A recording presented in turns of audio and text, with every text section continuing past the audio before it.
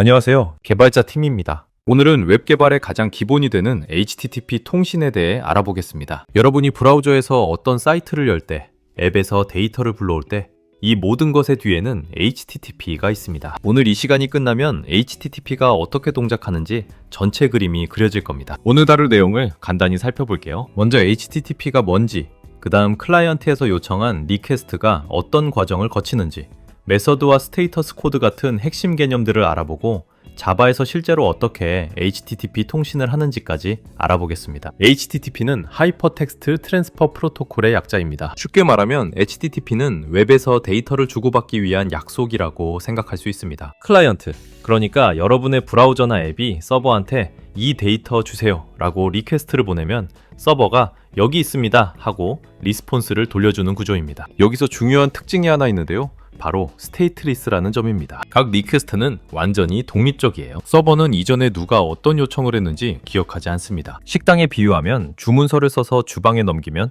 음식이 나오는 거예요. 주방에서는 이 사람이 아까 뭘 시켰지?를 기억하지 않죠. 매번 새로운 주문서를 받는 겁니다. 자, 여러분이 브라우저에 주소를 입력하고 엔터를 치면 실제로 어떤 일이 벌어지는지 단계별로 보겠습니다. 첫 번째, DNS 룩업입니다. 여러분이 입력한 도메인 이름을 예를 들어 구글.com 같은 걸 실제 IP 주소로 바꿔주는 과정이에요. 전화번호부에서 이름으로 번호를 찾는 것과 같습니다. 두 번째, TCP 커넥션, 3웨이 핸드쉐이크라는 과정으로 서버와 연결을 맺습니다. 세 번째, HTTPS일 경우 TLS 핸드쉐이크로 암호화를 협상하고요. 그 다음에야 비로소 HTTP 리퀘스트가 전송됩니다. 이 리퀘스트를 서버가 처리하고 리스폰스에 데이터를 담아 보내주면 브라우저가 화면에 그 데이터를 알맞게 렌더링하는 거죠. HTTP 메서드는 이 리퀘스트로 뭘 하고 싶은지를 가장 간단하게 나타냅니다. HTTP 메서드들이 몇 가지 있는데 그 중에서 가장 중요한 4가지를 우선 기억하시면 됩니다. get은 데이터를 조회할 때, post는 새로 만들 때, put은 통째로 수정할 때, delete는 삭제할 때 씁니다. 이걸 CRUD, 그러니까 CRUD 오퍼레이션에 대응시켜 개발을 진행하죠. 표에서 멱등성이라는 게 보이실 텐데요. 같은 리퀘스트를 여러 번 보내도 결과가 같은지를 뜻합니다. get은 몇 번을 조회해도 같은 데이터가 오니까 멱등하고, post는 보낼 때마다 새 데이터가 생기니까 멱등하지 않은 거죠. 패치도 구현에 따라 멱등하지 않을 수 있어서 X로 표시했습니다. 다음은 HTTP 상태 코드에 대해서 알아보겠습니다. HTTP 상태 코드는 서버가 리스폰스를 보낼 때 같이 오는 숫자 코드인데요. 크게 5가지 범주로 나뉩니다. 100번대는 정보성, 200번대는 success, 300번대는 리다이렉션, 400번대는 클라이언트 쪽 에러, 500번대는 서버 쪽 에러입니다. 실무에서 가장 자주 만나는 건 400번대예요. 400배드 리퀘스트는 보낸 파라미터가 잘못됐을 때, 401 어노서라이즈드는 인증이 안 됐을 때, 404 not found는 그 주소에 리소스가 없을 때 옵니다. 500 인터널 서버 에러가 뜨면 그건 서버 쪽 문제니까 서버 로그를 확인해야 합니다. 헤더는 리퀘스트나 리스폰스에 대한 부가 정보를 담는 곳입니다. 편지에 비유하면 편지 내용이 body이고 봉투에 보내는 사람, 받는 사람, 등기 여부 같은 정보들을 적는데 그것들이 헤더라고 생각하시면 됩니다. 리퀘스트 헤더 중 가장 중요한 건 컨텐트 타입과 오서라이제이션입니다. 컨텐트 타입은 내가 보내는 데이터가 제이슨이야, 폼 데이터야 같은 형식 정보를 알려주고요. 오서라이제이션은 베어러 토큰 같은 인증 정보를 담습니다. 리스폰스 헤더에서는 캐시 컨트롤이나 셋 쿠키, 그리고 CORS 관련 헤더가 자주 등장합니다. HTTP 메시지의 실제 구조를 보겠습니다. 다이어그램에서 보시면 클라이언트가 리퀘스트를 보내고 서버가 리스폰스를 돌려주는 흐름이에요. 리퀘스트는 세 부분으로 구성됩니다. 맨 첫 줄에 메서드, URL, HTTP 버전이 오고요. 그 아래에 헤더들이 쭉 나오고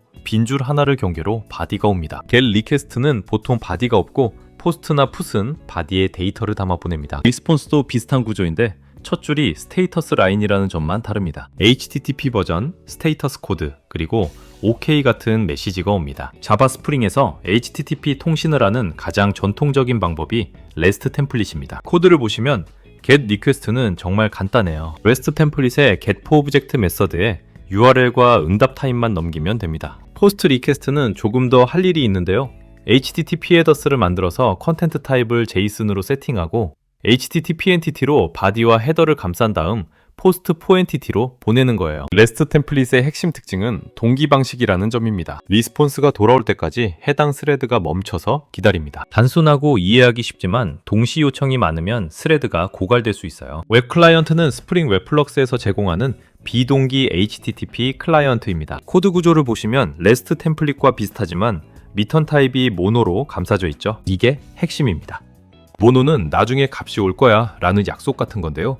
이 덕분에 리스폰스를 기다리는 동안 스레드가 다른 일을 할 수 있습니다. 빌더 패턴으로 베이스 URL을 설정하고 체이닝으로 메서드, URI, 바디를 세팅한 뒤 미트립으로 실행하는 흐름이에요. 최근 스프링 프로젝트에서는 REST 템플릿보다 웹 클라이언트 사용을 권장하고 있습니다. 컨텐트 타입은 이 데이터가 어떤 형식인지를 알려주는 헤더입니다. API 개발에서 가장 많이 쓰이는 건 application/json이에요. HTML 폼을 전송할 때는 application/xwww 폼 URL encoded가 쓰이고요. 파일을 업로드할 때는 multipart/폼 데이터를 씁니다. 요즘 REST API에서 JSON이 사실상 표준인 이유는 간단합니다. 가볍고 사람이 읽기 쉽고 어떤 프로그래밍 언어에서든 쉽게 파싱할 수 있기 때문이에요. 아까 HTTP가 스테이트리스라고 했죠? 그런데 우리가 한번 로그인하면 계속 로그인 상태가 유지되잖아요. 이걸 가능하게 하는 방법이 대표적으로 세 가지 방법이 있습니다. 첫 번째는 쿠키입니다. 서버가 셋, 쿠키 헤더로 작은 데이터를 브라우저에 저장시키면 브라우저가 이후 리퀘스트마다 자동으로 그 쿠키를 같이 보냅니다. 두 번째는 세션인데요. 사용자 정보는 서버에 저장하고 세션 아이디만 쿠키로 주고받는 방식이에요. 서버 메모리를 쓰기 때문에 사용자가 많아지면 부담이 될 수 있습니다. 세 번째가 요즘 가장 많이 쓰이는 JWT입니다. 토큰 자체에 사용자 정보가 들어있어서 서버가 별도로 저장할 필요가 없어요. 오서라이제이션 헤더에 베어러 토큰으로 넣어서 보냅니다. 스테이트리스를 유지할 수 있어서 마이크로 서비스 환경에 특히 적합합니다. HTTPS는 HTTP의 TLS 암호화를 씌운 겁니다. 일반 HTTP는 데이터가 평문으로 전송되기 때문에 누군가 중간에서 엿볼 수 있어요. HTTPS는 이걸 암호화해서 방지합니다. 포트 번호도 다른데 HTTP는 80번, HTTPS는 443번을 씁니다. 요즘은 거의 모든 사이트가 HTTPS를 쓰고 구글 같은 검색 엔진도 HTTPS 사이트를 더 높이 평가합니다. 보안과 관련해서 CORS, CSRF 토큰, 레이트 리미팅, HSTS 같은 개념도 알아두시면 좋습니다. 특히 CORS는 프론트엔드 개발할 때 정말 자주 만나는 이슈입니다. 마지막으로 최종 정리를 해보겠습니다. HTTP는 클라이언트와 서버 간의 텍스트 기반 통신 프로토콜이고 스테이트리스로 상태를 저장하지 않습니다. 메서드로 어떤 동작을 할지, 스테이터스 코드로 결과가 어떤지를 나타내고 헤더로 부가 정보를 주고받습니다. 자바 스프링에서는 REST 템플릿과 웹 클라이언트를 쓸 수 있는데 새 프로젝트라면 웹 클라이언트를 추천드립니다. 그리고 운영 환경에서는 반드시 HTTPS를 사용하세요. 실무 팁으로 API 응답에는 항상 적절한 스테이터스 코드를 돌려주시고 컨텐트 타입을 명시적으로 설정하는 습관을 들이시면 좋겠습니다. 오늘의 HTTP 통신에 대한 이야기는 여기까지입니다. 시청해주셔서 감사드립니다.